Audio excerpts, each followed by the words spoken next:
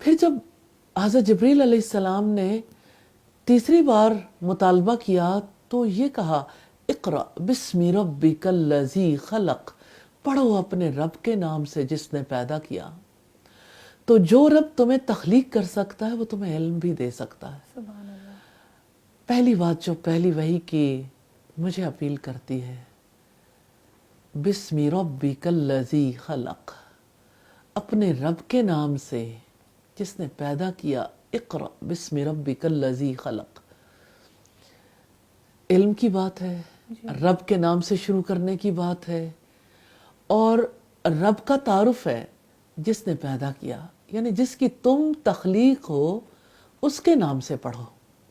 سبحان اللہ۔ اس میں بڑی گہری بات ہے کہ علم کا رشتہ اسم الہی سے جڑا ہوا ہونا چاہیے، اور سچی بات یہ ہے کہ جب سے علم کا رشتہ اسم الہی سے ٹوٹا ہے اس وقت سے انسان بہت زیادہ تکالیف میں مبتلا ہے، بہت زیادہ انتشار کا شکار ہے، اور فکری طور پر انسان بہت زیادہ انحراف کا شکار ہے۔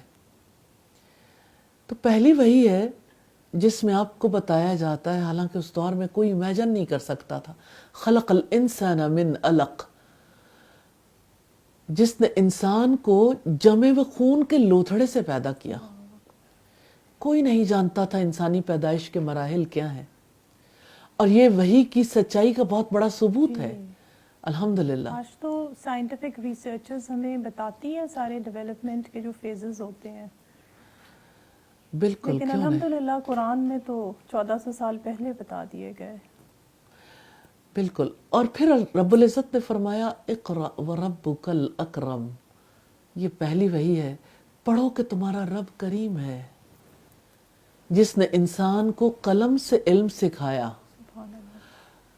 جس نے انسان کو وہ کچھ سکھایا جو وہ جانتا نہیں تھا۔ اللہ اکبر۔ یہ وحی کیا ہے؟ خزانہ ہے، علم کے میدان میں بہت بڑا لینڈ مارک ہے۔ دنیا کی ترقی کے لیے اس وحی کا کتنا بڑا رول ہے، جس میں قلم کا رول ہمیں نظر آتا ہے۔ جی۔ اور ریلی دور کا کوئی بھی ہو، بات بہت بڑی ہے، بات بہت بڑی ہے۔ قلم، اس کے بغیر علم حاصل نہیں کیا جا سکتا، قلم کا بڑا رول ہے۔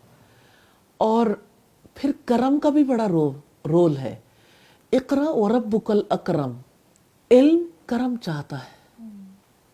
اساتذہ کے لیے بہت بڑی گائیڈ لائن ہے کہ انہیں اپنے اسٹوڈنٹس کے ساتھ کیا رویہ اختیار کرنا چاہیے، اور کتنا بڑا انکشاف ہے، انسان کو وہ علم سکھایا جو وہ جانتا نہیں تھا۔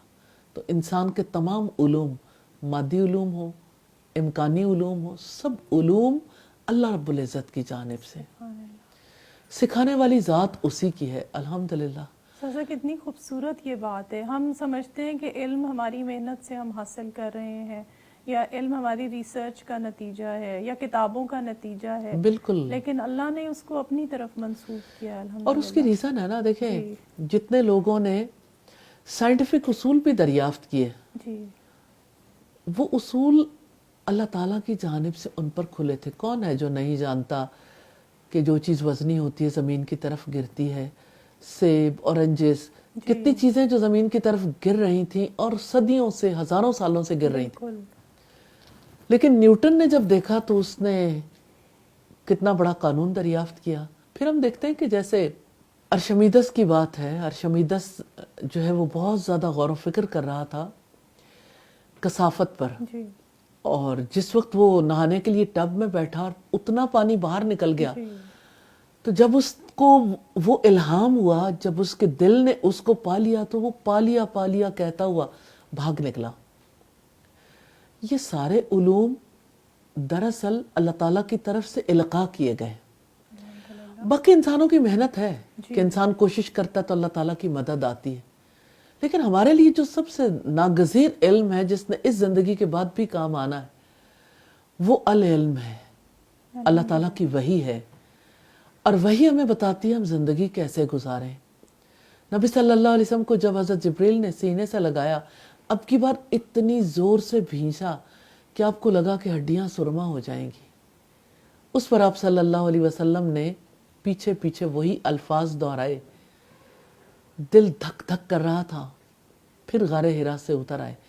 آپ نے دیکھا ہوگا غار ہرا اور اس پہاڑ کو بھی کتنا پرمشقت سفر ہے، اور کس طرح آپ نیچے آئے ہوں گے دھڑکتے دل کے ساتھ اور کتنی پریشانی کے ساتھ.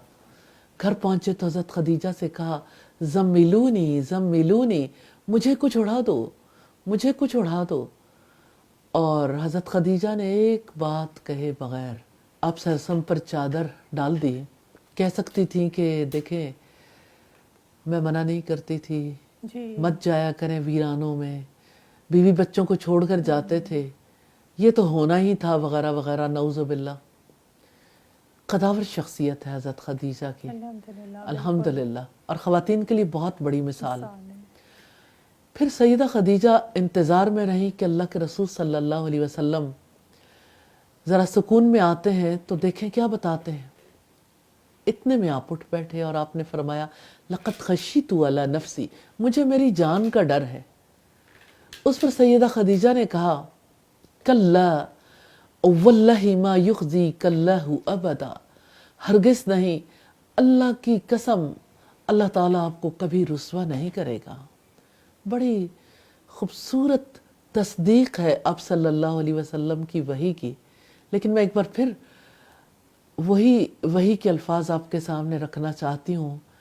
کتنی بڑی بات ہے جو اللہ تعالیٰ نے سکھائی ہے.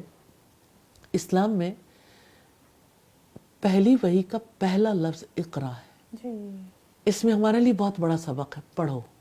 الحمدللہ. اور یہ کہ اپنے رب کے نام سے پڑھو، اور رب کے نام کی بات ہے.